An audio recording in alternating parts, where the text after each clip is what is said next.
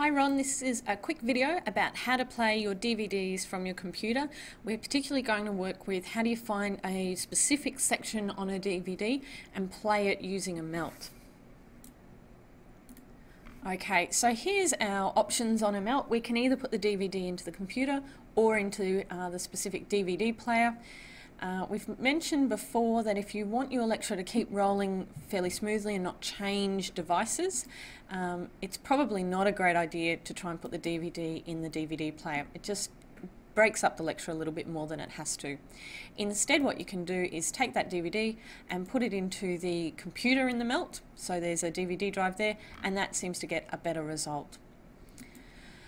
When you put the DVD into the player, you get a prompt from Windows asking you which device you'd like to use.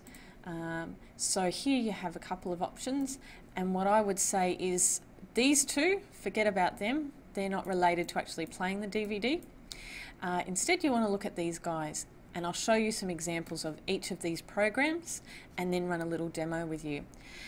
So when you know which player you want, and they're both pretty similar, just double click on one or click on one, select it and click OK, and it'll advance you to the next, basically open the program for you and get the video running.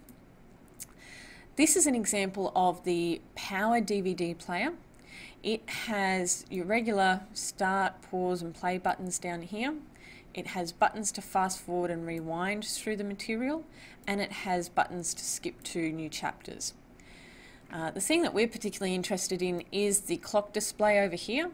So you can fast forward using the fast forward buttons to a particular part in the video. At the moment, this one's telling me that the whole video is 15 minutes and 39 seconds long, and we're 26 seconds into that particular video or chapter. This is the VLC player, and I'll show you a little example of this in a moment.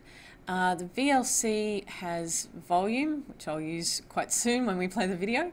Also has a play/pause button, your skip to chapter or fast forward and rewind buttons and stop, and also some buttons to navigate chapters if your DVD has chapters. Okay, so what I'm going to do now is throw a DVD into this particular computer and just show you what happens on my screen. So I'm putting the DVD in.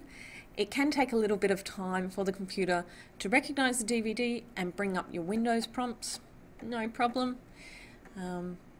If you want to save time, you might want to do this step before the lecture so that you know that it's all ready to go.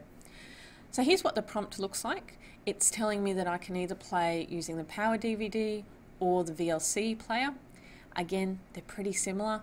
So I'm going to double click on the VLC player and it will bring up the program for me.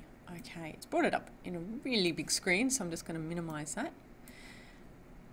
There we go. I'll just make it even a bit smaller so you can manipulate the size as much as you like.